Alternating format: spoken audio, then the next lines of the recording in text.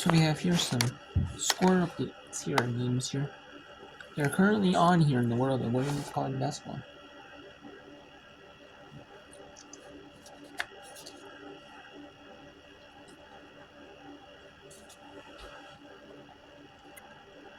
We'll also have some updates in games here that are currently that played team but have ended.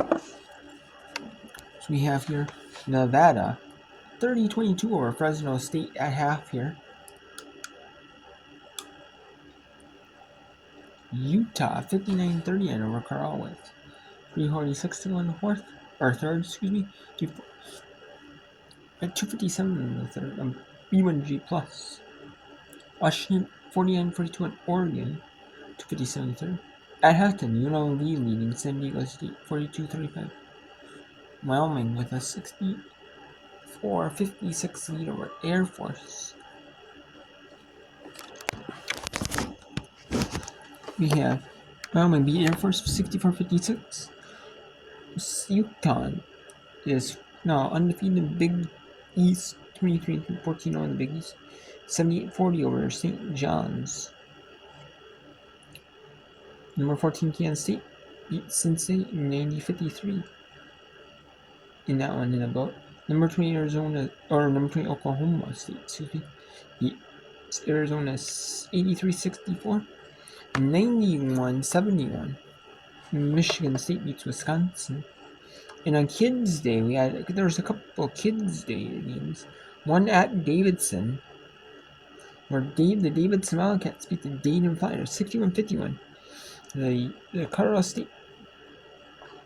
State squad, the Colorado State Rams, the Utah State Aggies 72-54. Utah State is 2-1-11 in the Mountain West.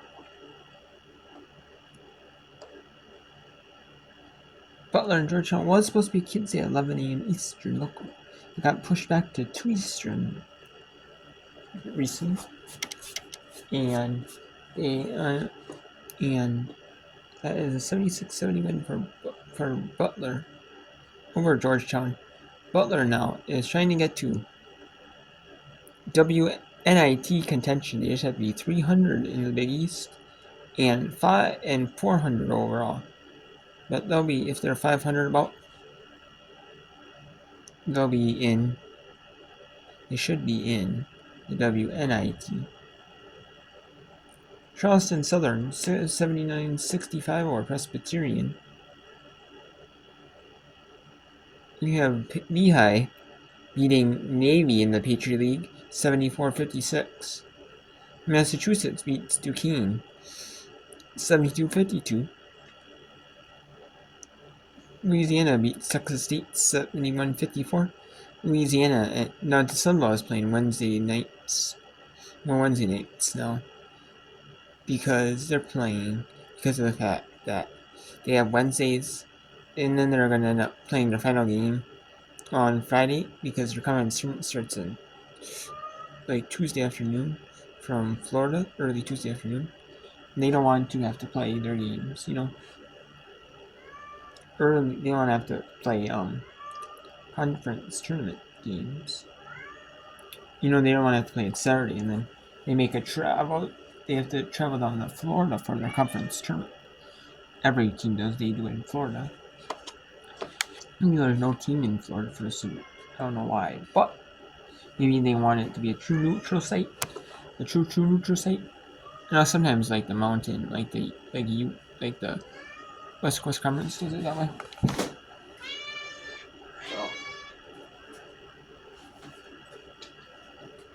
So yeah. Then we have Coastal Carolina beating Georgia Southern 67-56. Arkansas State ends up beating Southern Mississippi 74-53 here. 64-53. Army ends up beating Loyola Maryland in the Patriot League. And Arkansas State now is a game behind James Madison. So James Madison has to play it tomorrow, but at 5 Eastern. James Madison has a tough one though against App State.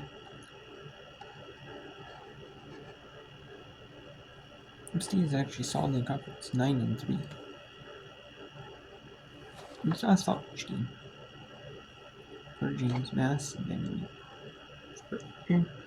for neither team. Both teams, this should be a good fight in the American Cup, in the Sun Belt, excuse me. And then, so Army beats the Maryland, they said 64-53. 73-51. Colgate beats Holy Cross. But now survives over Boston University 67-63. 72-55. Lafayette beats American. Northern Kentucky beats Cleveland State. Northern Kentucky upsets Cleveland State. That's a surprise upset there. 72-69. South Carolina State beats UNC Asheville 60-51. UNC Asheville came back a little bit and tried to come back in that fourth, just didn't have enough time. It was down just a little too much here. You know, you're down 47-31. Just didn't have enough time. They made the deficit by 7. We're still down 9. Fordham ends up being LaSalle. The Fordham Rams beat the LaSalle Explorers 61-58 in a tight contested battle. Fordham had to come back in that one to make it. Just to have a 3-point lead win that one. With Charlotte and the American ends up being Wichita State 73-59. Florida Gulf Coast and the Eastland, they end up being North Florida 78-49. George Washington ends up being Loyola Chicago 53-41. George Washington had a 28-8 first half. 14-4 was the first 2 quarters in that one. And wow, George, so. And then Chicago just couldn't come back in that one. Winthrop 78-60 over Radford. High Point improves to tops in the Big South with a 70-61 win. George Mason improves to 22-3, 12-2 in the 10, with a 56-44 win over Rhode Island. In 3 overtimes, South Florida survives over Rice, 82-77. Providence beats Xavier, 61-53. UCF gets their second Big 12 win of the season, 85-76. 68-61, Marquette beats Seton Hall on the road. Purdue gets their second Big 10 win of the year, 75-60 over Northwestern. Michigan comes back, down 10, or down 7. Down 7 at the start of the 4th, and Michigan wins 70-67. Troy is in 3rd place in the Sun Belt now, with an 84-71 win over Louisiana Monroe. They'll be tied for 3rd, depends on the tiebreaker. App State, they'll be tied for 3rd with App State. Eastern Kentucky 75-62 win over Queen's University. The rescheduled Kids Day, the canceled Kids Day, that was pushed back to some Eastern. Stetson wins that one 68-63. West Georgia beats Austin Peay 70-57. 97-57. North Texas blows out Memphis. It was tied. It was 36-34. Memphis led at the half. But North Texas just had a 32-6 third quarter. That was a blowout. And then the 4th. Doubled them up 31-15. So the blowout second half. Just a dominant third quarter. And the 4th until they start from the benching. And then UTSA is second place first place, in the American Conference. UTSA is. North Texas and South Florida are tied. North Texas has a game that is played one less game than South Florida has. However, North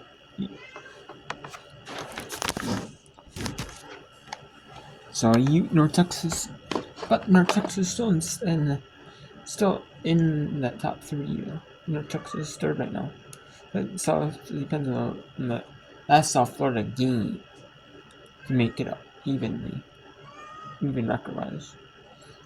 And then 60-46. UTSA beats East Carolina. Central Arkansas is a game that still have Florida Gulf Coast.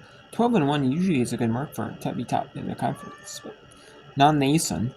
Florida Gulf Coast is 13-0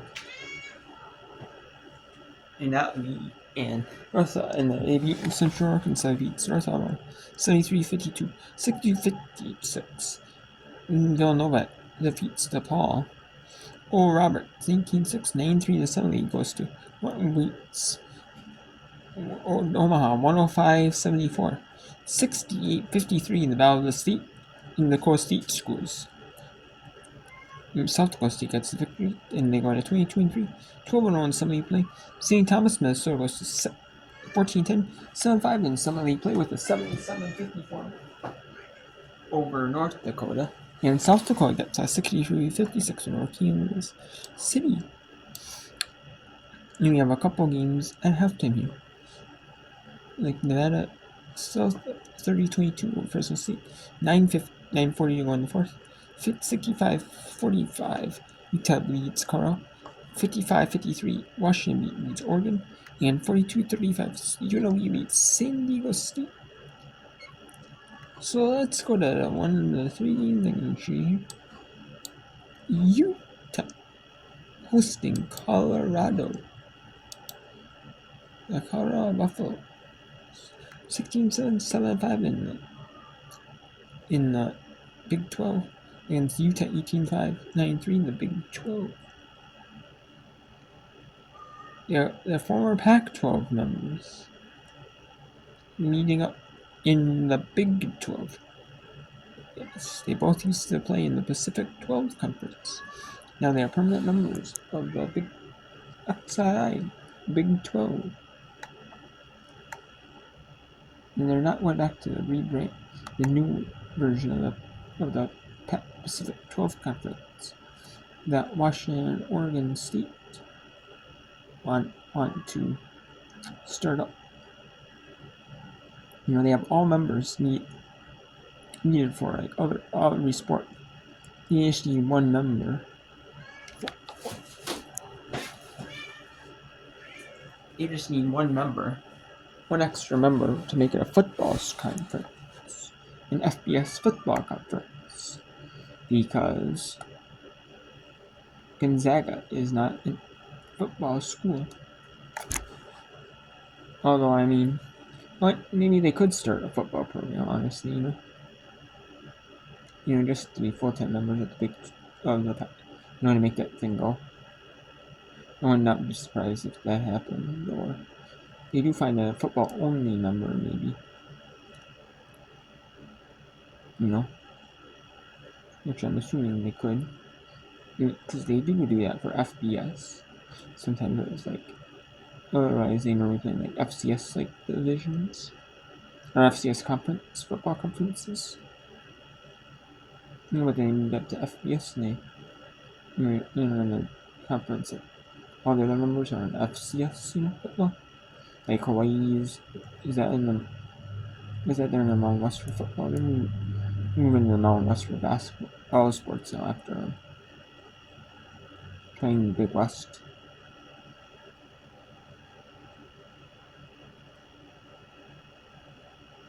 So currently, so who knows?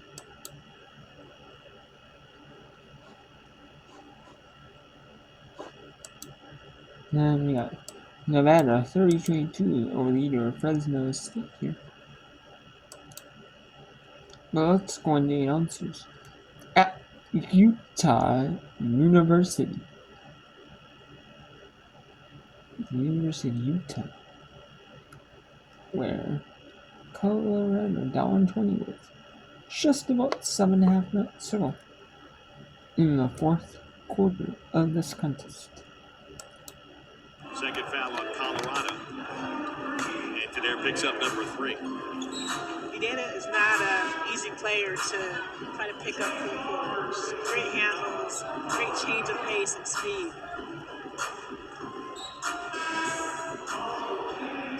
Sanders back in. Dew will get a break. 7.5 to play.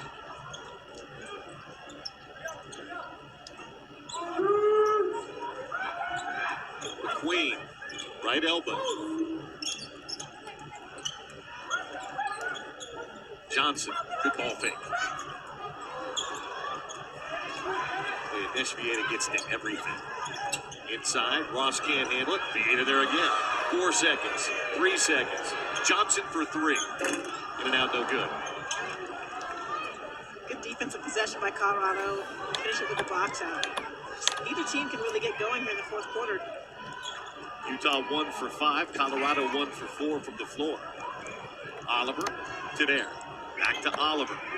Freshman in the lane. Has a shot partially blocked by Jenna Johnson. They're going to call Jenna Johnson for the foul. Feels like both teams have slowed down a little bit. Not many transition opportunities. Trying to execute in the half court and not a lot of movement offensively for Colorado. Grace Oliver, freshman, out of Norwell, Massachusetts, was the 2023 Gatorade Player of the Year in the state of Massachusetts. A little wide with that free throw. To be very fair, Grace hasn't played a lot this year. She's playing because of the limited numbers on the bench tonight for Colorado. Gets the second one to go. These are those moments where Grace can come in and earn the trust of her coaching staff and teammates by just doing the little things. Inside of a 20-point advantage. Utah scoreless in the last 2.5 minutes. Neepkins, mid-range jumper, up and good. That's 3 of them. Gavin Peterson told her he'd like to see her shoot 4. She's getting close. 16 now for Neepkins. Well, the reason behind that is most teams are going to run Neepkins off the three-point line and try to eliminate any rim attacks from her, so she's going to have the mid-range opportunity. To be fair, he said he wouldn't mind seeing McQueen shoot a few more of those too. And McQueen, as she's navigating those screens, she's going to get a lot of opportunities because teams are afraid of her off the three. Oliver for 3, missed it. Up ahead, Neepkins. She finds, good job by Masagayo getting back to get that before it reaches Ross. Stays with Utah. Tiana Neepkins has just continued to do a great job with the ball handling, and Coach Peterson talks a lot about her ability to get to her spots in the mid-range. She got great size and elevation, can get over the defenders and get some easy looks. A lot of folks don't like those mid-range shots because they're so inefficient, but Neepkins is one of those players that you don't mind her taking mid-range jumper. That's a guy who sprinted back to get her hand on that last pass. Sit down, get a break, Betson back in.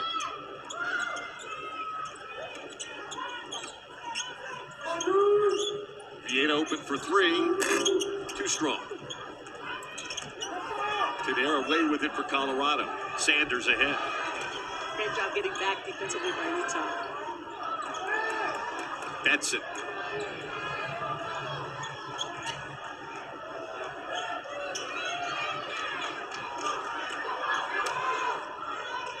Oliver, Sanders. Trying to free herself for a shot into traffic. Oh, I bailed out just a little bit there. A little out of control. Defense wasn't set. Foul goes on Jenna Johnson. This Utah defense is not giving Colorado any easy looks. Right now, as Santana is penetrating, good help side coming over by Johnson. Just couldn't quite get her feet set on that charge attempt. But Utah's defense has been playing really well in the second half and closing out those driving lanes that Colorado was experiencing in the second quarter. Jenna Johnson second. She'll sit down, as will McQueen, as will Neepkins. Wouldn't surprise me if that might be the last we see of them tonight. Yeah. Get into the depth and get Brooke Walker and some other players some experience playing. Sanders hits them both. The lead back to 20 for Utah. 69-49 with 5:20 to play. The 8 on the floor with about the most experience of anybody out there, though Maddie Wilkie's got a bunch too. Brooke Walker. Gets to the left elbow, jumper up. Foul off the ball, maybe a moving screen on Utah. I think Chris just cannot get the benefit of the doubt on any of these screens right now. She did a nice job. As a guard, you love when your post players are trying to set a solid screen. But right now, Utah up 19 with 5 minutes left here at the Huntsman Center.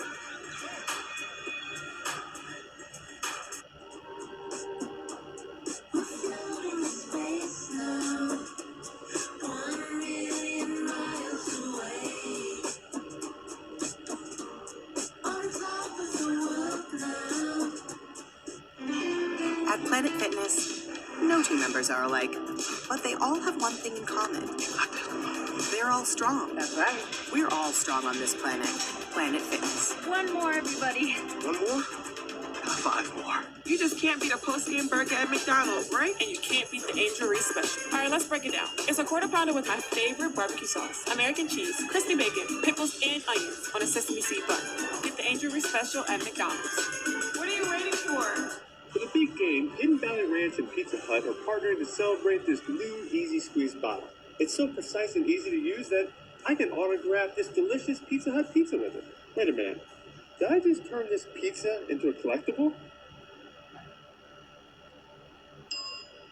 Visit HBRSignaturePizza.com for your chance to score the one-of-a-kind Hidden Valley Ranch Signature Pizza signed by me, Eli Mann. Enter before the big game kicks off for your chance to win.